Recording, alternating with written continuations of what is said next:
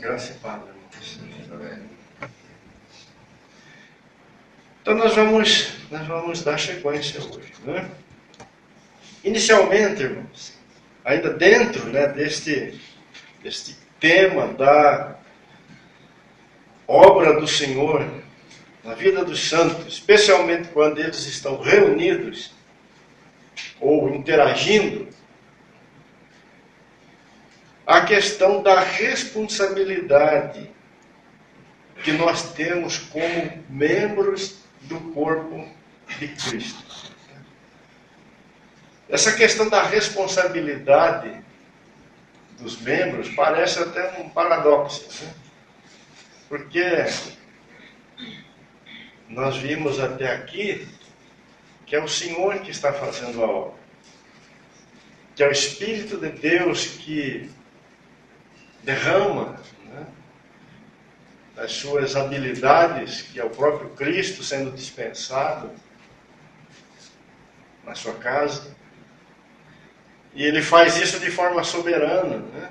Paulo disse que ele dá a quem ele quer, o que ele quer. Mas, junto com isso, nestes 4 capítulos está presente, de forma muito clara e necessária, a participação dos santos, ou as responsabilidades que cada um dos servos do Senhor precisa assumir diante do Senhor, para que de fato a obra dele prospere, né, no nosso meio. Eu queria chamar a sua atenção, vamos para 1 Coríntios de novo, né? No capítulo 12, versículo 25, está escrito assim, ó: para que não haja divisão no corpo, pelo contrário, cooperem os membros com igual cuidado em favor uns dos outros. Paulo introduziu um assunto bastante extenso, né, no capítulo 12, mas a partir do versículo 25, então ele aparece, né, a questão da responsabilidade dos membros. Para que não haja divisão no corpo, cooperem os membros com igual cuidado em favor uns dos outros. Versículo 31. Entretanto, procurai com zelo os melhores dons. No capítulo 12, versículo 11, Paulo havia dito assim: mas um só e o mesmo Espírito realiza todas estas coisas, se referindo aos dons espirituais, né, que ele lista, do versículo 1 do capítulo 12 até o versículo 10. Né? Então, mas um só e o mesmo Espírito realiza todas estas coisas, distribuindo-as como lhe apraz a cada um individualmente. Então, depois de Paulo dizer que o Espírito faz isso como lhe apraz, no versículo 31 ele diz: procurai com zelo os melhores dons espirituais. De procurar, se for só para procurar, já era uma coisa bastante interessante, né? Mas ele manda procurar com zelo. Quem já procurou alguma coisa com zelo aqui? É mais do que uma procuradinha assim, interessada, mas se não achar também, deixa para lá. Quem procura com zelo, irmão, não dorme, não come, não bebe, enquanto não achar o que está procurando. A palavra zelo ela é muito forte, ela fala de alguém que vai às últimas consequências para conseguir o que quer. Então procurar com zelo é alguém que diz: eu não vou fazer outra coisa enquanto não achar isso. Como colocar este que procura com zelo em harmonia com o Espírito que dá como lhe apraz a cada um, sem que tenhamos um paradoxo aqui, uma contradição.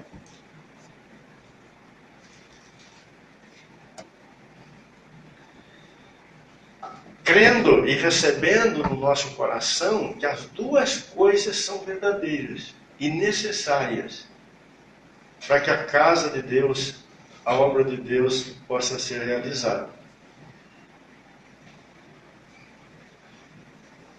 No capítulo 11, volta um pouquinho.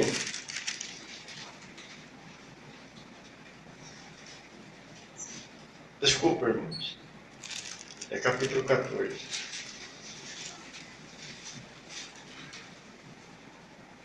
Versículo 1. Segui o amor e procurai com zelo, de novo, né? Os dons espirituais, mas principalmente que profetizeis. Paulo aqui faz mais uma observação. E procurar com zelo, assim, de forma genérica, já é algo muito forte. Mas ele diz, principalmente que profetizeis.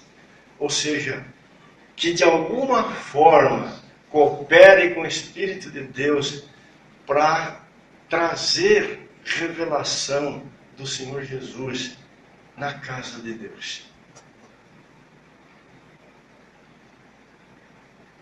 No versículo 19, contudo, prefiro falar na igreja 5 palavras com o meu entendimento para instruir outros, a falar 10.000 palavras em outra língua. Paulo disse lá no capítulo 12 que é o Espírito Santo que reparte os dons, inclusive o dom de língua. E ele faz isso como ele quer. Mas aqui ele está dizendo, olha, eu prefiro falar 5 palavras com o meu entendimento para instruir outro, do que falar 10.000 palavras em outra língua. Não parece uma contradição? De novo, irmão? Como que Paulo pode dizer, né, diante do Senhor, que se ele for escolher, e é isso que ele está dizendo aqui, que ele precisa tomar essa decisão, entre falar algumas palavras, né, sim, com entendimento para edificar outro, ele prefere do que falar 10.000 em outra língua.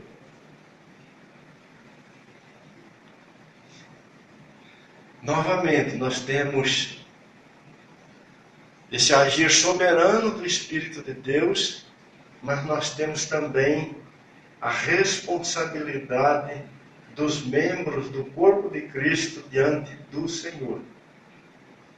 Ele não nos anula nisso. Ele não faz de nós máquinas. Isso é maravilhoso. No versículo 26, que fazer, pois irmãos, quando vos reunis? Ué, se é o Espírito de Deus que faz como Ele quer, agora Paulo está perguntando, o que nós vamos fazer quando a gente se reunir? Vamos sentar, cruzar as pernas, né? E ficar esperando. Mas não é isso que Paulo está dizendo aqui, depois de ter dito aquilo lá. Um tem salmo, outro doutrina, este traz revelação, aquele outra língua. E ainda outra interpretação. Seja tudo feito para edificação. No caso de alguém falar outra língua, que não seja mais do que 2, ou quanto muito 3. Mas o Espírito não faz como ele quer. Mas Paulo está dizendo aqui 2, no máximo 3. Mas ainda é preciso que haja alguém que interprete. Versículo 28. Não havendo intérprete, fique calado na igreja. Aí ficou mais difícil ainda, né? Tratando-se de profetas, falem apenas 2 ou 3. Os outros julguem. Se, porém, vier revelação a outrem que esteja assentado, cale-se primeiro. Mas se alguém está sendo usado pelo Espírito de Deus,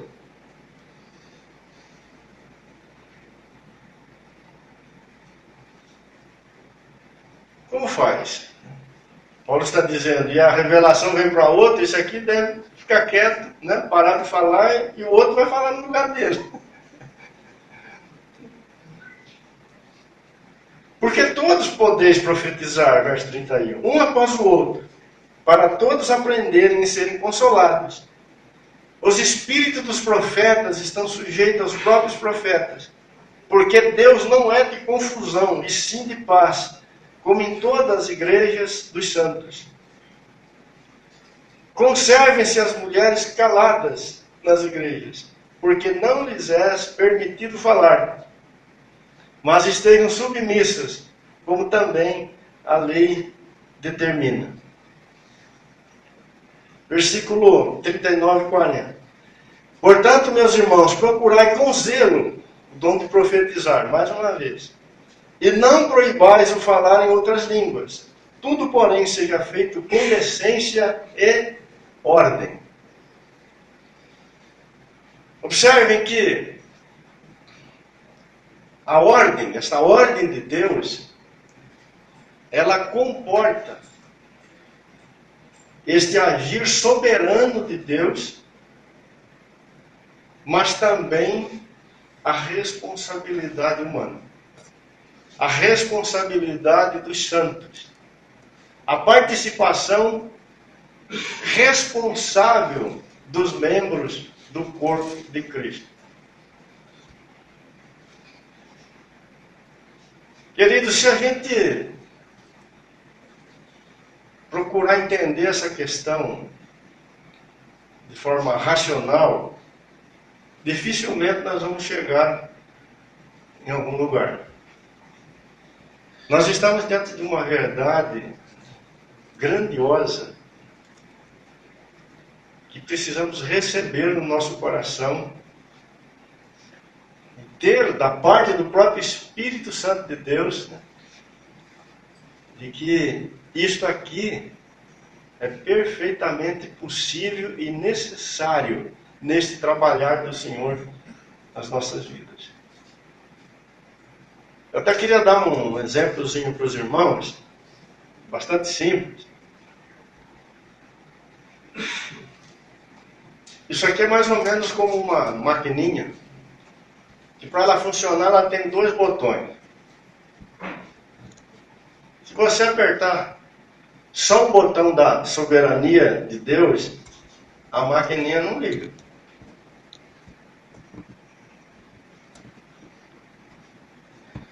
Mas se você desistir de apertar o botão da soberania de Deus e apertar o botãozinho da responsabilidade do homem, ela também não funciona.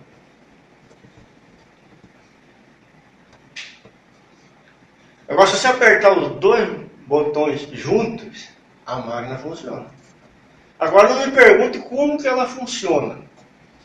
E nem tente entender como que ela funciona. Não fique tentando tirar os parafusinhos daquela capa, sabe, daquela proteção que toda máquina tem. Como que chama isso, Valdir? Isso, né? Tentar olhar lá dentro, esquece isso. Para nós é importante que a máquina tem 2 botões, nós vamos apertar os 2 de uma vez. Aperta e funciona.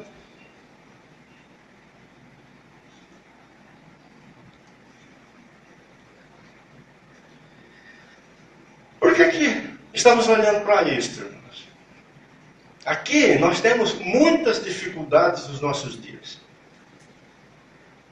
Por exemplo, nós podemos cair no erro da passividade. Se a gente achar que basta apertar o botãozinho deste agir soberano de Deus e cruzarmos os braços, todas as coisas vão funcionar. Não vão. Não se esqueça que nós estamos olhando assim de um modo especial para os nossos encontros. Então seria mais ou menos assim, a gente chegar num lugar, né, e todo mundo senta e cruza os braços e vamos ficar esperando o Senhor agir.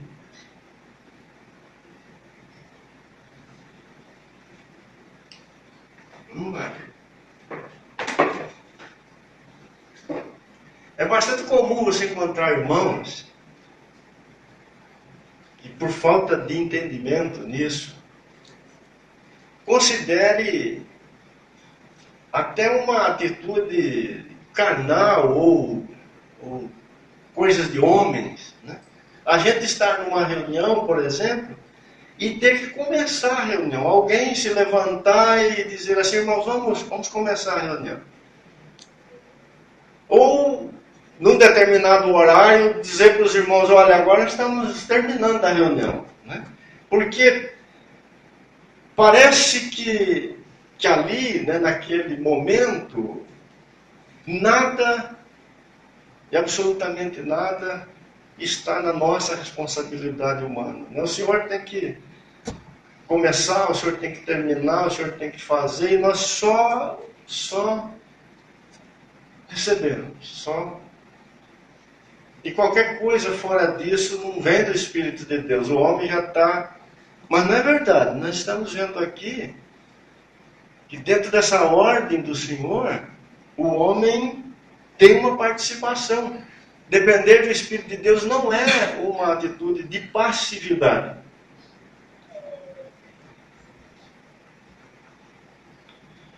Nós não vimos aqui no capítulo 14, versículo 26, que fazer, pois, irmãos, quando vos reunir? O que fazer?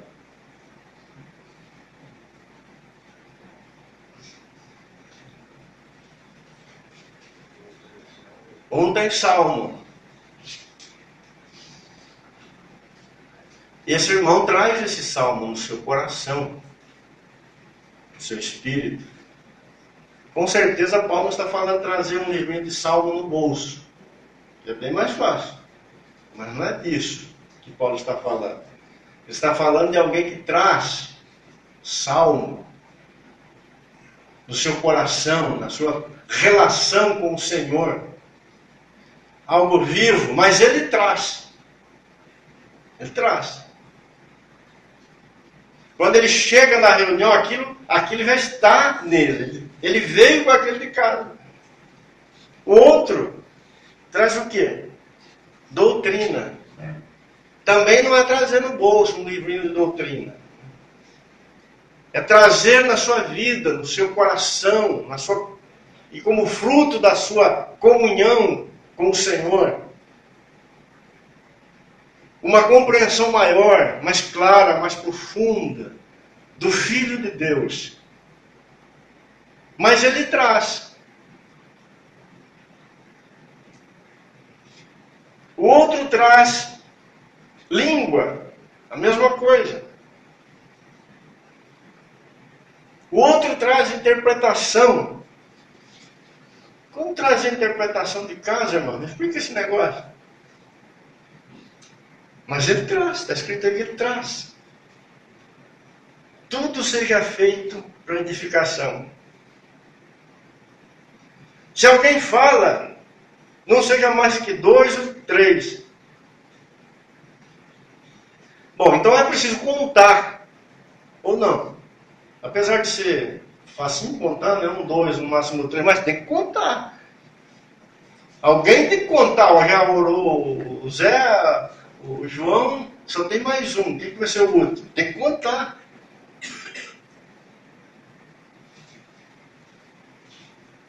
Tratando-se de profeta, fale-se 2 ou 3. Os outros julguem. Ou seja, aquilo precisa ser julgado segundo Cristo Jesus, segundo o varão medida de Deus. Para julgar, tem que estar vivo diante daquela situação, presente diante daquela situação.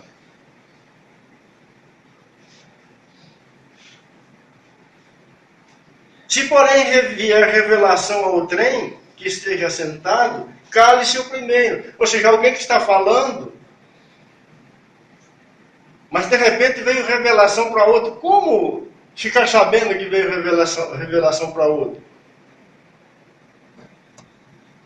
Será que cada um vem com uma plaquinha e fala, agora eu tenho revelação, e erga a plaquinha? Estou querendo chamar a atenção dos irmãos para esta participação do homem, para esta responsabilidade do homem.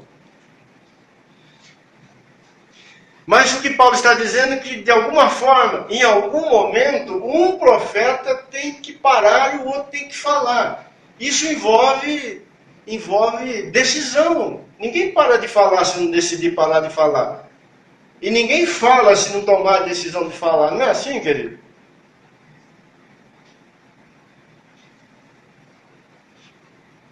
E por aí ele vai. Como que as mulheres deveriam fazer? Elas deveriam escolher um determinado comportamento que Paulo coloca aqui. Isso envolve uma decisão.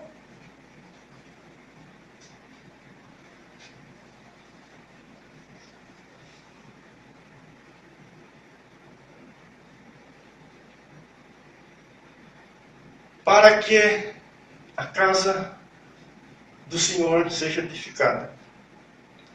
E para que cooperemos com o Senhor que está edificando a sua igreja, nós precisamos ter compreensão destas coisas.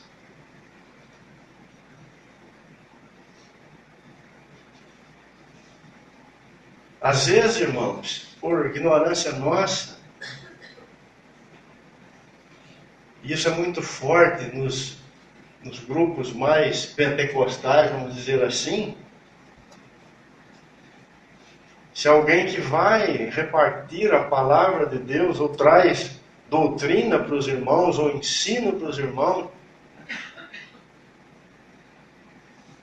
escrever alguns versículos na Bíblia, porque ele tem dificuldade de lembrar dos endereços, às vezes ele é julgado e visto como alguém que não está falando no Espírito de Deus. Porque quem fala no Espírito de Deus é uma coisa assim que não envolve nada que é do homem. E não é verdade. Nós estamos vendo aqui Paulo mandando os irmãos contar, começar, terminar. Fala este, não fala aquele.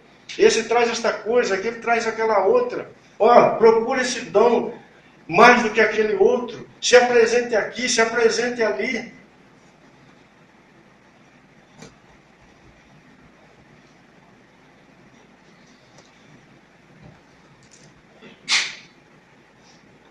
Se existe um lugar, irmãos, que nós temos que estar, glórias a Deus por isso, porque nos foi dado participar deste lugar, que é a reunião dos santos, onde temos uma grande responsabilidade. Se existe um lugar onde temos responsabilidade, uma grande responsabilidade, este lugar é a reunião dos santos. Não podemos estar presentes na reunião como se não tivéssemos nada com aquilo que está acontecendo ali. Não é isso que temos aqui. Se você olhar lá para o capítulo 11,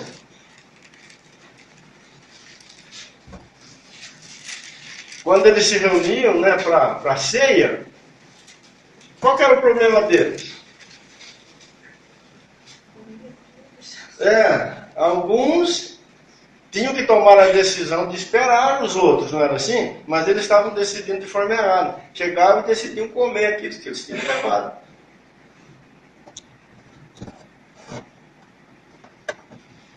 E deixavam os outros sem nada.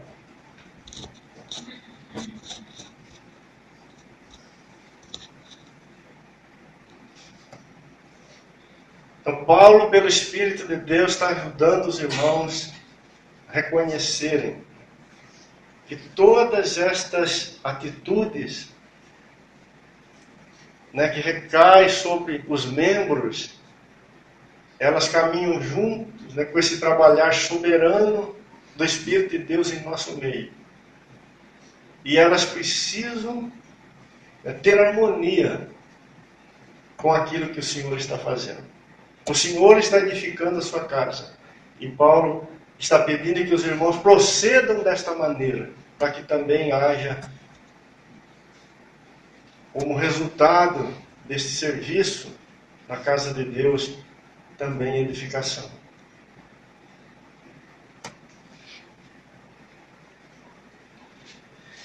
No capítulo 12, versículo 12,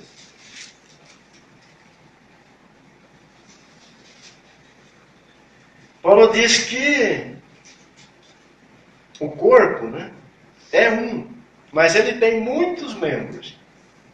E todos os membros, sendo muitos, constituem um só corpo. Assim também com respeito a Cristo. Esse versículo 12 é uma das melhores definições, né, que nós temos na Bíblia a respeito de Cristo. Cristo aqui é mostrado como um corpo com muitos membros. E o que está sendo dito, né, é que embora hajam muitos membros, existe um só corpo. No versículo 18 desse mesmo capítulo, Paulo disse que Deus dispôs os membros, colocando cada um deles no corpo como lhe aprouve.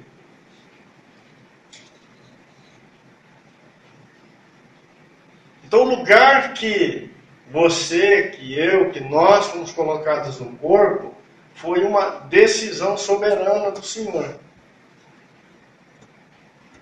E este é o melhor lugar para estar. Um lugar escolhido, né, pelo próprio Senhor para a nossa vida. No versículo 21, o olho, aliás, não podem os olhos dizer à mão, não preciso de ti, nem ainda a cabeça aos pés, não preciso de vós. Bom, se o Senhor colocou cada membro no lugar que Ele quis no corpo, todos são necessários. Todos são importantes. Sendo assim, nenhum membro do corpo pode dispensar ou desprezar o valor e a participação do outro. Então, os olhos, né, não podem dizer às mãos, eu não preciso de ti. 22. Pelo contrário, os membros do corpo que parecem ser mais fracos são necessários. Parecem ser mais fracos. Não está dizendo que são mais fracos. Parecem ser mais fracos. Eles são necessários. Se você tomar a coisa de forma literal, né? Conhecemos pessoas, por exemplo, que perderam em acidente o dedinho do pé, o minguinho do pé. As pessoas falam que nunca mais tiveram o mesmo equilíbrio, né? Mesmo ficando o pé inteiro, ficando com 4 dedos, né, os 4 maiores, mas aquele dedinho ali parecia não ser nada, ele ajudava no equilíbrio.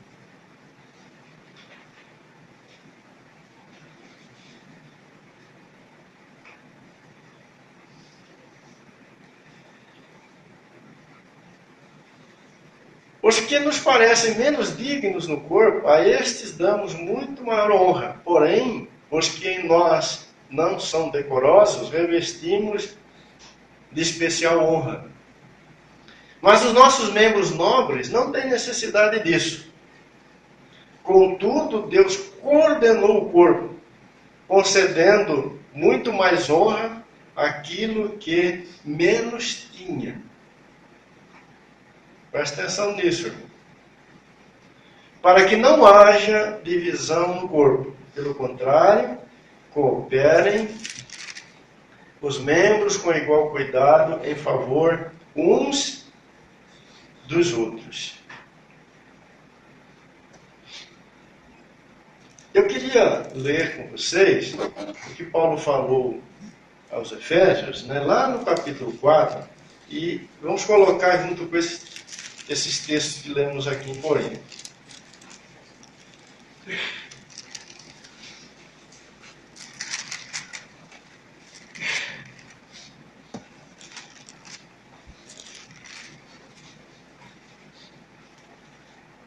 A partir do versículo 7. A graça foi concedida a cada um de nós segundo a proporção do dom de Cristo.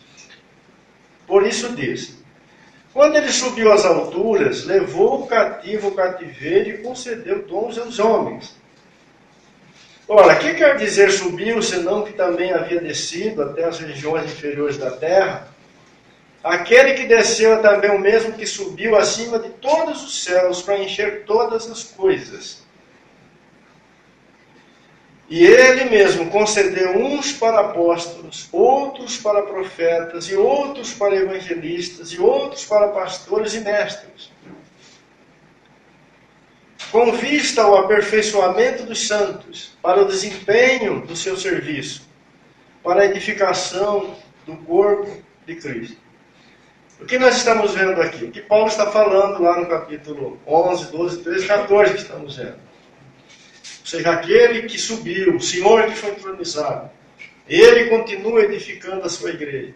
E ele chama os homens para cooperarem com ele.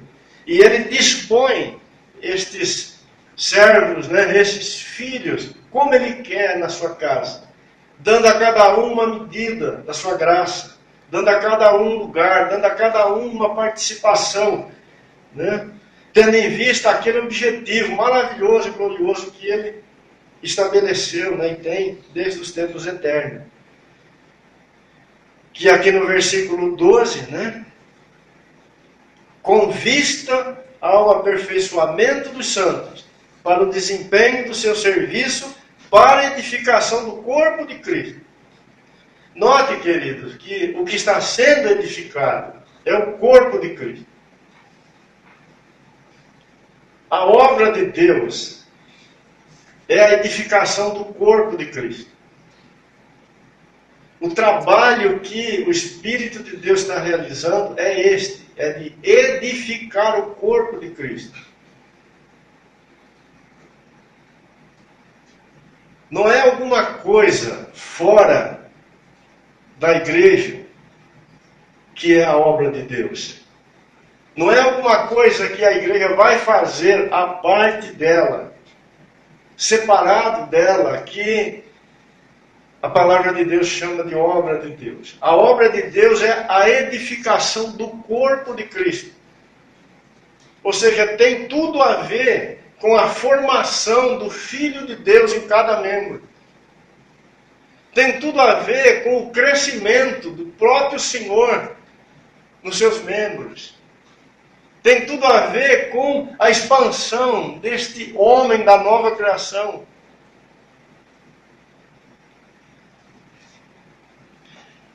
Até que todos cheguemos à unidade da fé e do pleno conhecimento do Filho de Deus, à perfeita varonilidade, à medida da estatura da plenitude de Cristo. Ou seja, quando isto ocorrer, o corpo de Cristo estará plenamente estabelecido e formado. Que lá no capítulo 5 ele chama de igreja gloriosa, sem ruga, sem mácula, perfeita, que ele tomará para si mesmo.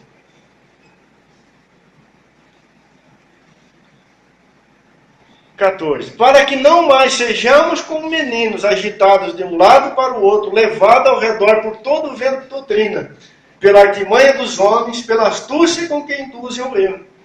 Mas seguindo a verdade em amor, cresçamos em tudo naquele que é o cabeça, Cristo.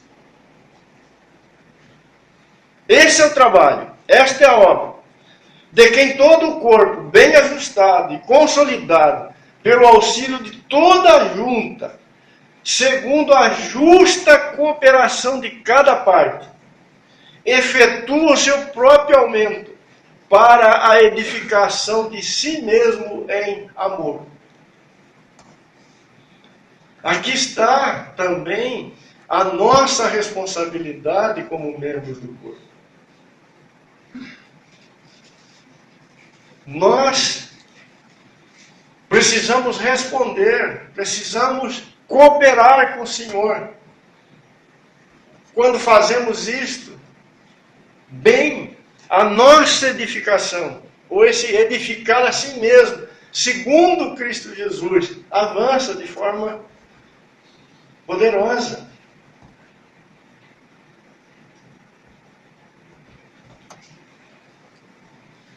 Sendo assim, queridos, ninguém está excluído. Ninguém. Todos os membros do corpo têm responsabilidade na edificação da casa de Deus. A casa de Deus, nesse aspecto da responsabilidade dos membros, não pode ser edificada por um ou dois membros. Paulo fala aqui na justa cooperação de cada parte.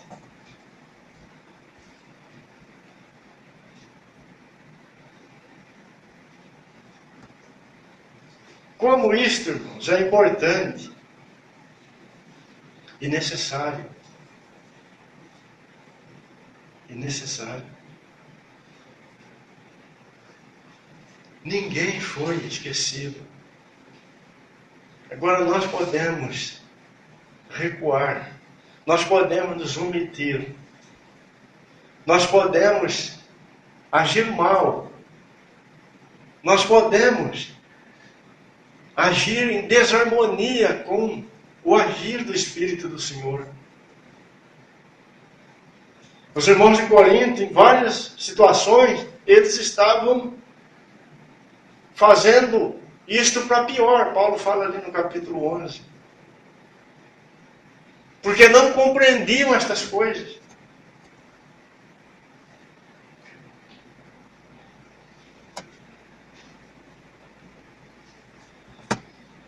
No capítulo 13, queridos,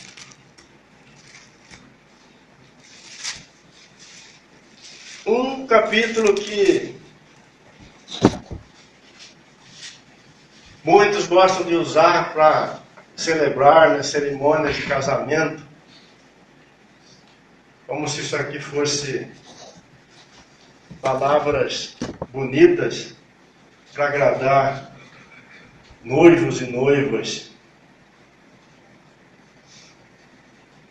Mas o que nós temos aqui não tem nada a ver com isso. O que nós temos aqui no capítulo 13 é algo grandioso encontrado no Filho de Deus em ação na casa do Senhor, na edificação da igreja de Deus. O que nós temos aqui é a manifestação do amor de Deus no Filho, ou seja, o Filho do seu amor. O que nós temos aqui é o amor de Deus encarnado e visto, primeiro, em Jesus de Nazaré, mas agora deve ser visto nos membros do seu corpo.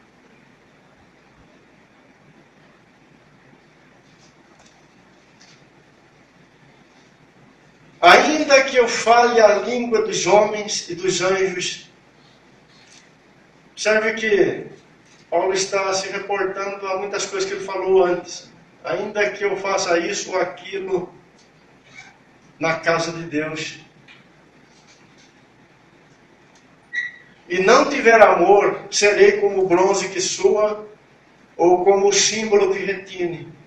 Ainda que eu tenha o dom de profetizar e conheça todos os mistérios e toda a ciência, observe que ele está falando de novo aquilo que ele falou antes. Ainda que eu tenha tamanha fé ao ponto de transportar montes, se não tiver amor, nada serei.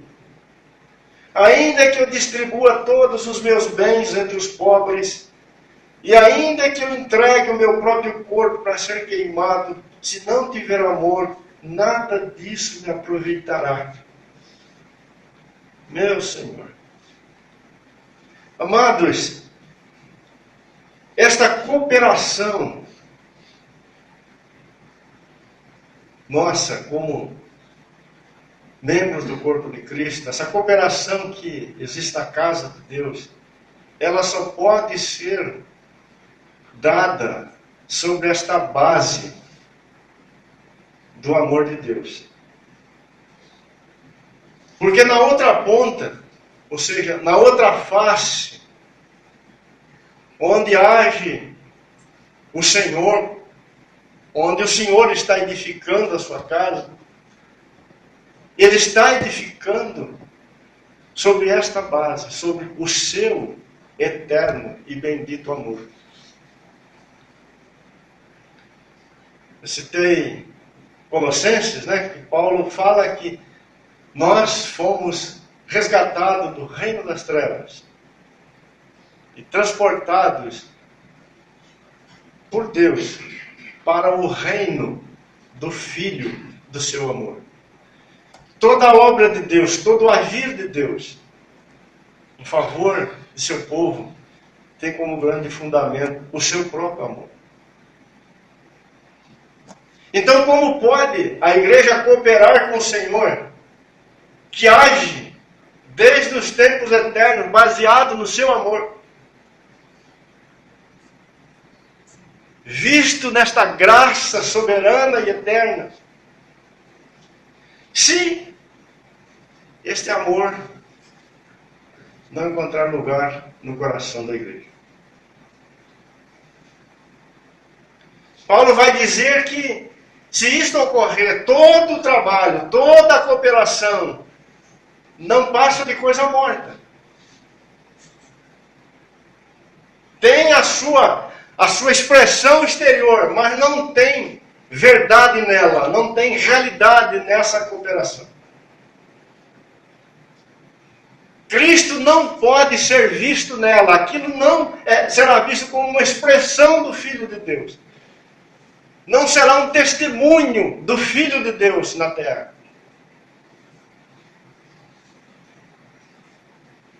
Por quê? Porque o amor é paciente, é benigno, o amor não arde em ciúmes, não se ufana, não se ensoberbece, não se conduz inconvenientemente, não procura os seus interesses, não se exaspera, não se ressente do mal, não se alegra com a injustiça, mas regozija-se na verdade. Tudo sofre, tudo crê, tudo espera, tudo suporta. O amor jamais acaba. Mas havendo profecias, desaparecerão. Havendo línguas, cessarão. Havendo ciência, passará. Porque em parte conhecemos, em parte profetizamos.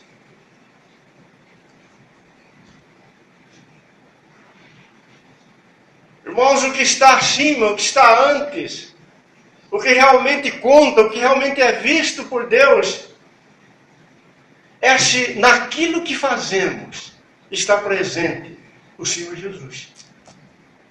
Se naquilo que fazemos, nessa troca que existe entre nós, como membros do corpo de Cristo, o Senhor Jesus pode ser visto ali.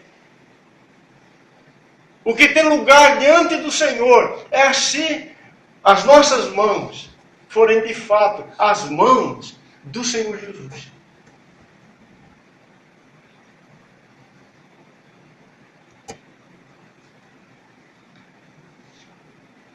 Eu não sei se você notou, mas o versículo 16, eu vou ler para você de novo. De Efésios 4, Paulo fala assim, de quem todo o corpo bem ajustado e consolidado pelo auxílio de toda a junta, segundo a justa cooperação de cada parte, efetua o seu próprio aumento para a edificação de si mesmo em amor. E quando Paulo escreve aos Gálatas, capítulo 5, versículo 6, Paulo vai dizer que a fé opera pelo amor.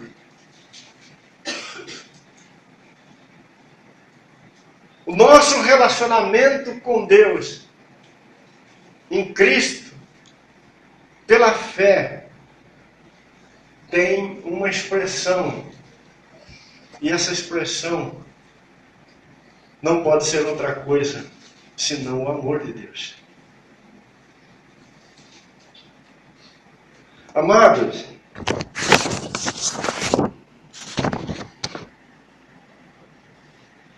A questão não é quanto e nem o que, mas sim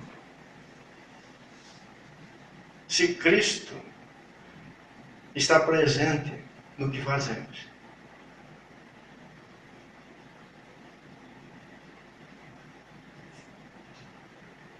Se Cristo estiver presente no que fazemos, o que fazemos edificará a sua casa.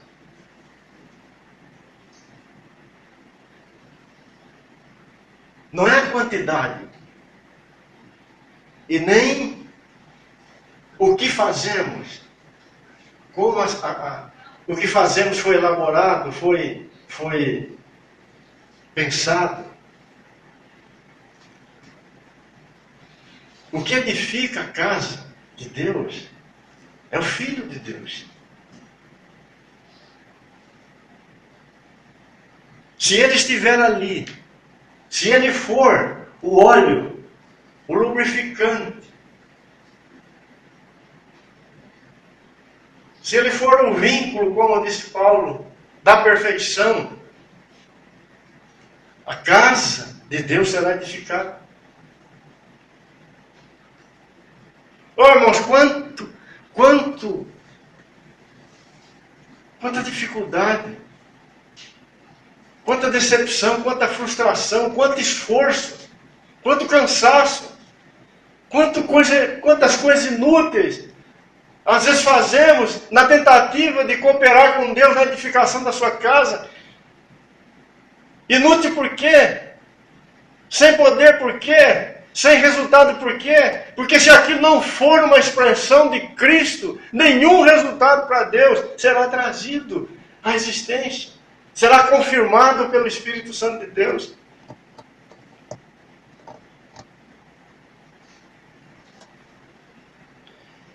Agora, este amor de Deus, ele foi manifestado, ou esse amor encarnado foi posto diante da humanidade, e em favor da humanidade, e tocou a humanidade na cruz do Calvário. Sem a cruz, o amor não existe, não tem, não possui expressão.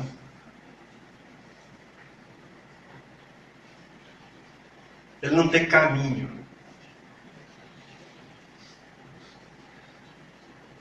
O amor necessário para edificar a casa de Deus não se trata de um sentimento, mas se trata da manifestação da natureza de Deus posta em evidência na cruz do Calvário. Queridos, estas coisas que são exigidas dos santos ali de Corinto, para que o reunir deles, para que a reunião deles, para que o encontro deles produzisse ganho, produzisse crescimento. O amor que era exigido para os irmãos lá de Éfeso, para que eles fossem edificados, para que eles alcançassem naquela estatura de varão perfeito, aquela perfeita varonilidade, era aquele amor manifesto na cruz do Calvário. E se queremos cooperar com o Senhor, a cruz precisa estar presente na nossa vida. Os irmãos de Corinto tinham muitas dificuldades, porque eles conheciam muito pouco da cruz.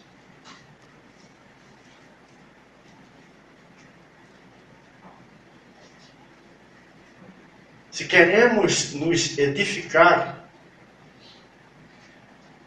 como membros do corpo de Cristo, como instrumento nas mãos dele, é necessário muita paciência, muita bondade, ausência de ciúme, não soberba, não agir inconvenientemente, não procurar o nosso próprio interesse, não se exasperar, não ficar ressentido do mal, se alegrar sempre com a justiça e nunca se alegrar com a injustiça, tudo sofrer, tudo crer, tudo esperar, tudo suportar. Não podemos abandonar nunca, desistir nunca. Vocês acham, irmãos, que para a gente se edificar, isso aqui não vai ser exigido de nós?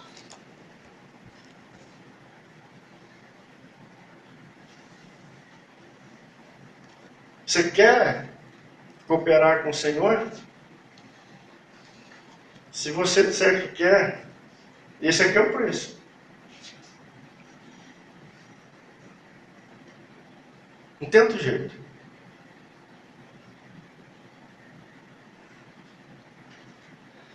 Alguém já disse que toda vez que o Senhor se move num lugar, num povo, numa assembleia, para salvar, para gerar vida ali, a primeira coisa que o Senhor faz é procurar alguém disposto a morrer. Toda manifestação de vida de Deus sempre começa pela morte de alguém.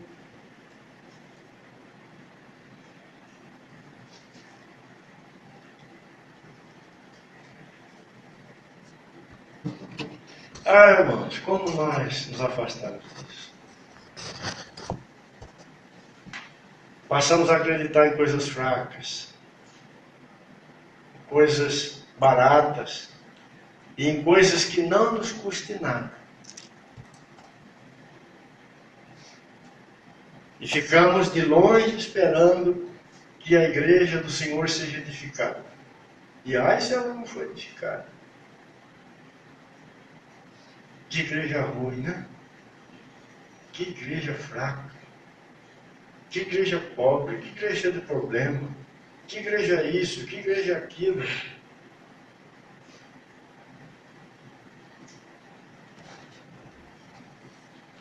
Quem sabe se a gente fizer assim, o assado, as coisas melhoram. Vamos trazer aquele irmão, vamos buscar aquela irmã, vamos fazer aquela coisa diferente. Ah, essa engenharia aqui dá certo, porque já deu lá não sei aonde.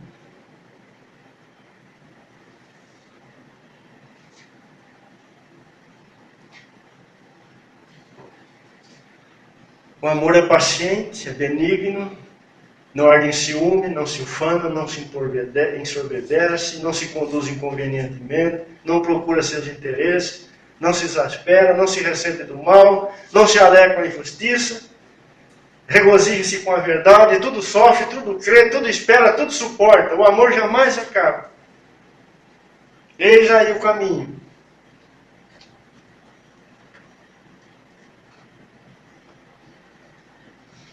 Todos aqueles dons ministeriais e não ministeriais que estão aqui nesses 4 capítulos só funcionam se houver este tipo de vaso à disposição do Espírito de Deus. Aquilo lá não funciona a parte disso aqui. E a igreja não pode ser edificada sem que isto aqui encontre lugar no nosso meio. Porque quem edifica a casa é o Filho de Deus. E isto aqui é o Filho de Deus. Isto aqui é o Senhor Jesus mostrado por dentro. Aqui nós estamos vendo as entranhas do Senhor Jesus. Aqui nós estamos vendo o nosso cabeça.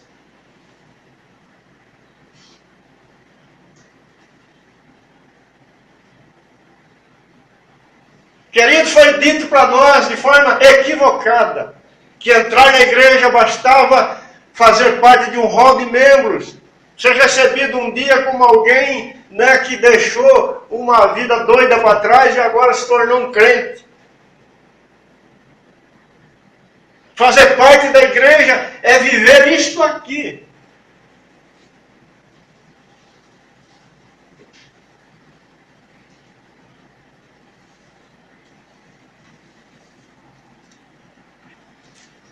Já encerrando, irmãos, uma outra coisa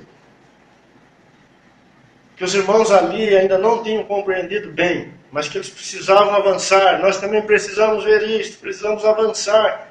O Celso já fez uma citação desta verdade aqui no começo. Eles não poderiam se reunir neles mesmos, baseado neles mesmos. Capítulo 14, versículo 26. Nós já lemos aqui, eu só vou dar uma lembradinha. Que fazer, pois, irmão, quando vos reunis? Um tem salmo, um tem doutrina, um tem revelação, outro língua, outra interpretação. Tudo seja feito para edificação. Ou seja, esse versículo é um de vários, né, que temos nesses capítulos, que apontam para esta verdade. A reunião, ou seja, a vida de edificação, ela não pode ser baseada em nós. Observe que os irmãos estão vindo, estão sendo convocados por Paulo para participarem desta reunião, não baseado neles. Todos eles vêm com algo do Senhor. Toda edificação entre os membros ocorre naquilo que vem do cabeça. Nós não temos nada em nós mesmos para edificar ninguém. Os irmãos estavam tendo aqui muitas dificuldades porque eles estavam trombando um com o outro naquilo que era deles. E Paulo está dizendo, deixe de lado o que vocês são, para não dizer, entreguem isto na cruz para morrer. E todo o vosso relacionamento, toda a vossa cooperação, ela deve ocorrer, precisa ocorrer naquela realidade que pertence ao Filho de Deus, que pertence ao cabeça. Irmãos, nada nosso edifica, ninguém. Não é se eu falo bonito, se eu falo feio, se eu canto bonito, se eu canto feio. Se eu sei muito, se eu sei pouco. Se eu estou alegre, se eu estou feliz. Qualquer coisa que seja minha. Se eu colocar do lado de coisas que são suas, nós vamos ter problema. A nossa comunhão e a nossa unidade, ela só existe no Filho de Deus. Lá, aquele membro que foi colocado como dedinho do pé, ele não vai entrar em guerra com a mão, com o braço, com o tronco, porque ambos estão debaixo da mesma cabeça e é no cabeça que eles têm harmonia. Porque se um ficar olhando para o outro e tentando, vai dar briga. Porque um é dedinho, o outro é tronco.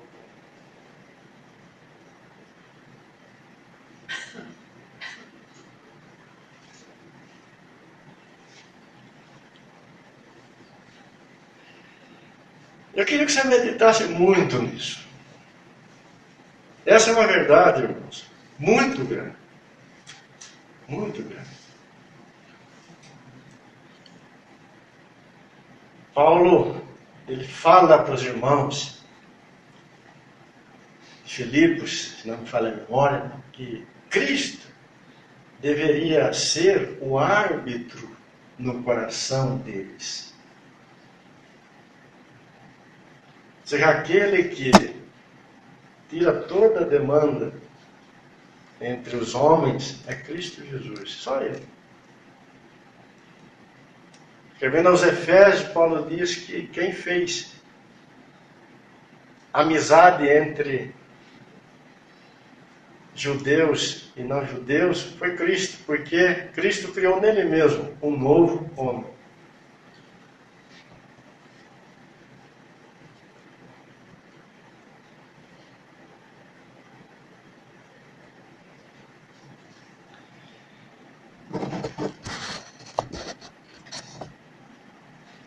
Nós já comentamos um pouquinho, encerrando. Paulo, ele fez questão, né, de lembrar aos irmãos que o Senhor estava no meio deles. Aí no capítulo 14, né, versículo 24 e 25. Final do versículo 25. Se o Nécio, né, o pecador, o incrédulo, entrasse no meio dos irmãos, o correto, o normal, era ele sair dali, depois de ter colocado a sua face, né, na terra e adorado o Senhor, sair dali testemunhando que o Senhor de fato, né, está no meio deles. Irmãos, nós precisamos reconhecer que o Senhor está no nosso meio.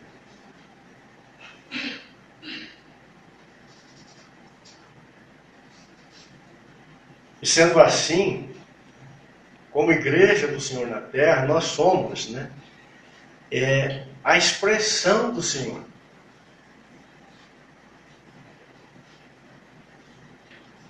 A expressão do Senhor. O Senhor não se mostra.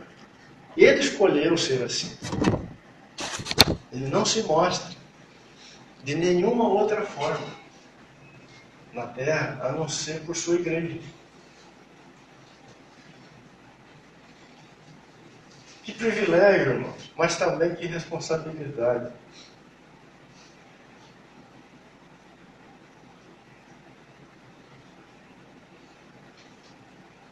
Talvez por isso Paulo lembrou os irmãos que os anjos vêm, né? Eu não sei como isso acontece, mas Paulo disse que eles vêm.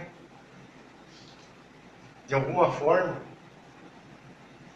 eles têm interesse na reunião dos santos, porque ela é a expressão do Senhor na terra. Esse incrédulo que pôs a face no chão aqui e adorou o Senhor, nós temos que reconhecer e ver que ele não fez isso em nenhum outro lugar antes, ou fez? Em qual outro lugar esse incrédulo, esse nécio, testemunhou que Deus estava?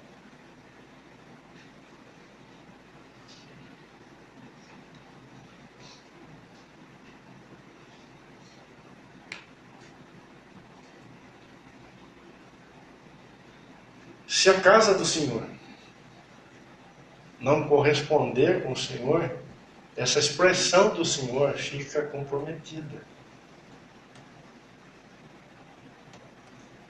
Israel, quando perdeu isso de vista e quebrou toda essa ordem de Deus e se tornou uma expressão, não do Senhor, mas dele mesmo, do pecado e tantas coisas ruins, o Senhor retirou a sua glória do meio deles.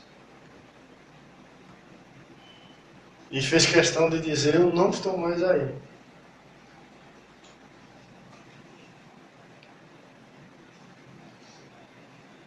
Que o Senhor, irmãos, nos ajude. Nos ajude. O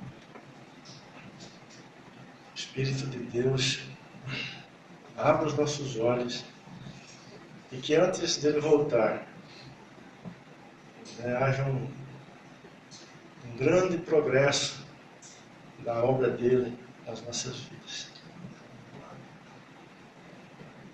Eu louvo o Senhor porque, sendo Ele fiel, misericordioso e poderoso, há esperança para nós.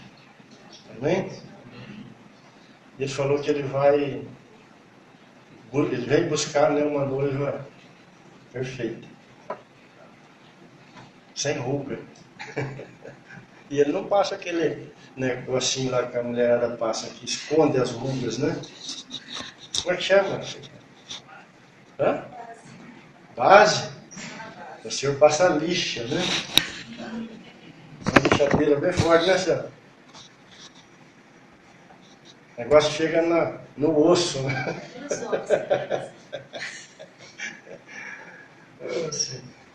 Obrigado, Paulo. Tua palavra, por teus tratos com cada um de nós. Esperamos no Senhor e na sua misericórdia.